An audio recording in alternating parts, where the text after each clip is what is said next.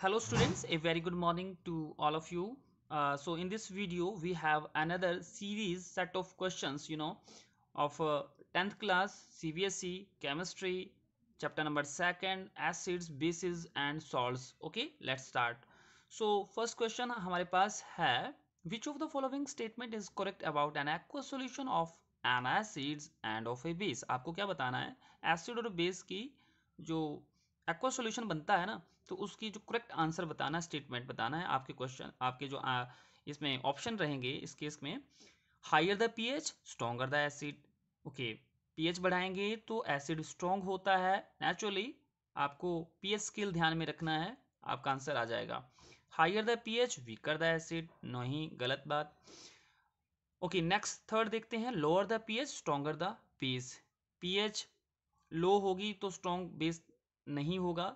Lower the pH weaker the base, pH अगर कम होगा तो बेस क्या होगा, वीक होगा। ओके, सो आप देखिएगा आपके पास ऑप्शन हैं ए बी सी डी, आपको बताने हैं। टाइम आपको मिल रहा है, साथ के साथ वीडियो को पॉज करते हुए भी आप इनके आंसर दे सकते हैं। ये मानिएगा कि आपका एग्जाम चल रहा है। Okay, so option number C is the correct answer.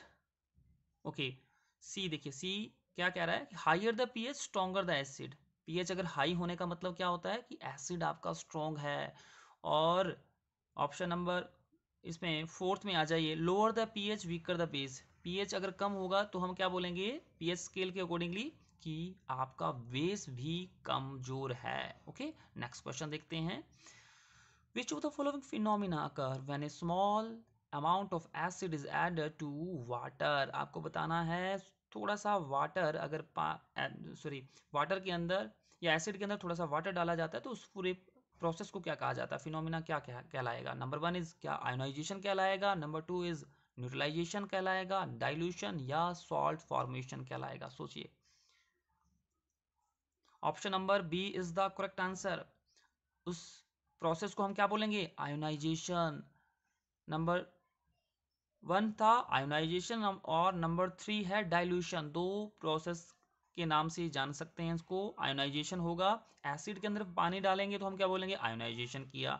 Acid के अंदर वाटर ऐड कर रहे हैं तो हम क्या बोल रहे हैं, थोड़ा सा वाटर ऐड कर रहे हैं तो हम उसको डाइल्यूट बोलते हैं ना, डाइल्यूट करना है एसिड को, है ना।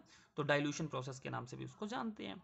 So question number three is this is identify the correct representation of reaction occurring during chlor alkali process.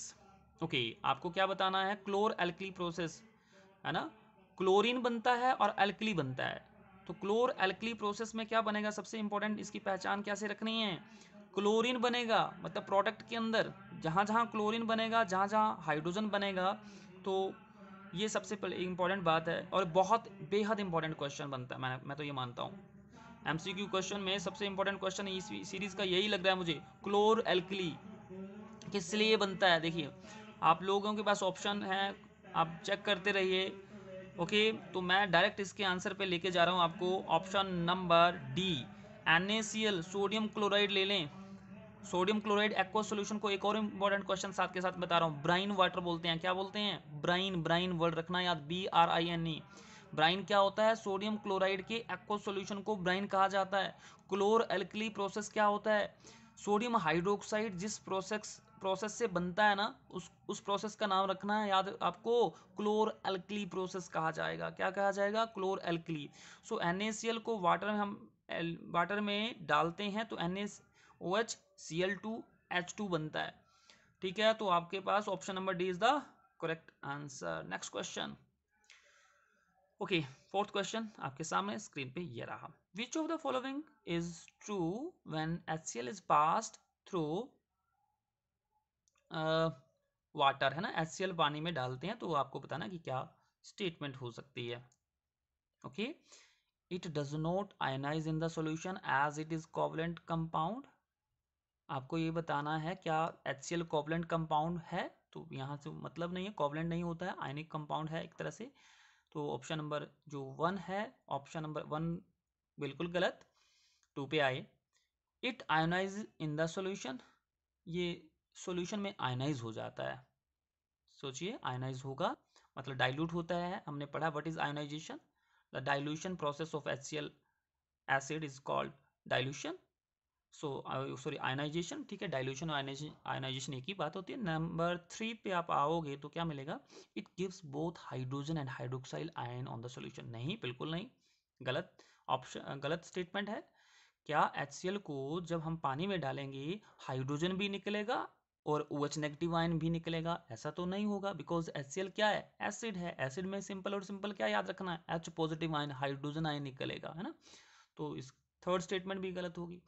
Fourth पे आइए, it forms hydronium ion in the solution due to the combination of hydrogen ion with water molecule. Yes, option number C is the correct answer. तो देखिए last statement क्या बोला, बहुत बहुत बहुत important है। हाइड्रोनियम आयन किसको कहा जाता है, पानी का मोलिक्यूल। ध्यान से समझिएगा, when water molecule is being connected with the hydrogen ion, then there is formation of hydronium ion H3O positive ion. याद रखें, H3O पॉजिटिव आयन बनता है। तो option number 3 is the correct answer. Which of the following does not inject acidic liquid into the skin through it's sting.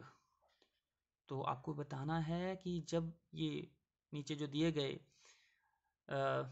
ठीक है animals हैं या ठीक है कीट पतंगे जिनको बोलते हैं, तो ये जब चीज़ें अपने बॉडी में, बॉडी के जो स्किन के ऊपर इंजेक्ट करते हैं, काटते हैं हमें, तो एसिडिक नहीं होता है। जनरली हम पढ़ते हैं ना एट स्टिंग ऑफ एंट, वहाँ से क्या निकलता है जब हमें चींटी काटती है, तो हम बोलते हैं that is formic acid, HCOOH। Formic acid का फार्मूला क्या होता है, HCOOH होता है, ठीक है।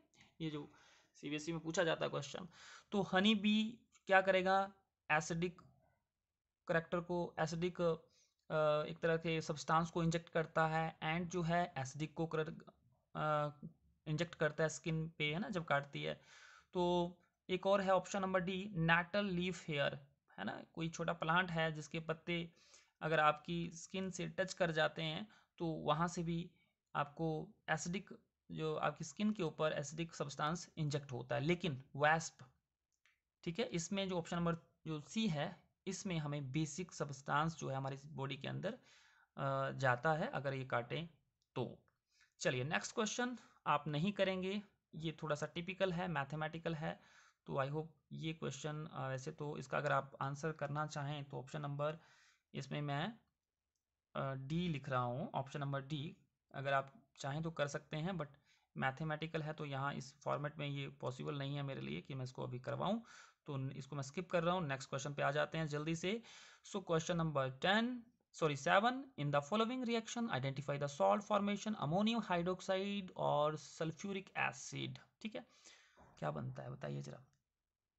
अमोनियम हाइड्रोक्साइड है और दूसरा आपके पास क्या है, H2SO4 है, तो अमोनियम सल्फेट बनता है। ऑप्शन नंबर बी पे आ जाओ, ammonium sulphate, ammonium sulphate NH4 2 SO4। ठीक है, सल्फेट के ऊपर चार्ज क्या होता है, SO4 2 नेगेटिव होता है। तो ये देखिएगा, आपने 9th क्लास में सीखे होंगे ये फार्मूले बनाना।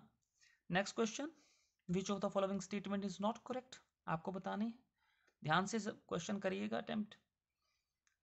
Okay, so which of following statement is not correct, all metal carbonate react with acid to give a salt, water and carbon dioxide। Metal के जो कार्बोनेट होते हैं बिल्कुल काम करते हैं। ऑप्शन नंबर ए करेक्ट है, एसिड के अंदर और सॉल्ट बनता है, वाटर या कार्बन डाइऑक्साइड गैस बन सकती है ना, ये सही है।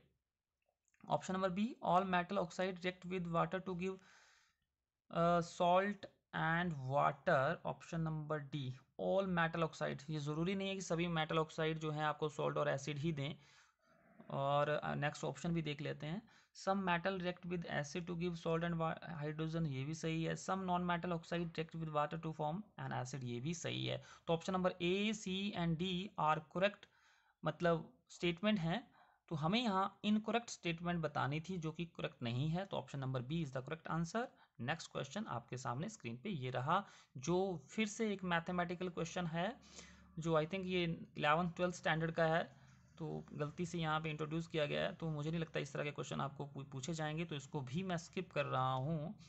और इसका जो वैसे आंसर आपको मैं डी बता देता हूँ, 0.13 मोलैरिटी का क्वेश्चन है, नॉर्मेलिटी मोलैरिटी, तो यहाँ नहीं मैं आपको करवाऊंगा इसको। Next question, when HCl is exactly neutralized by NaOH, the hydrogen ion concentration in the resulting mixture is। अगर HCl न्यूट्रलाइज करना है एग्जैक्ट पोजीशन पे NaOH के साथ, तो हमें क्या कंसंट्रेशन लेनी होगी मिक्सचर की, तो ये पूछा गया है। Always less than concentration of hydroxide ion, no. Always greater than, no. Always equal than concentration of hydroxide ion. तो ये आपका आंसर जो है ऑप्शन नंबर सी में लिखा गया है, सही answer option number C is the correct answer. आपको H पॉजिटिव आयन भी उतने लेने हैं जितने कि OH नेगेटिव आयन लेने हैं, तो option number C is the correct answer. So with these words I think these we have completed the question. So take care, bye bye. मिलते हैं किसी नेक्स्ट वीडियो में नए क्वेश्चंस के साथ, तब तक के लिए बाय बाय, टेक केयर।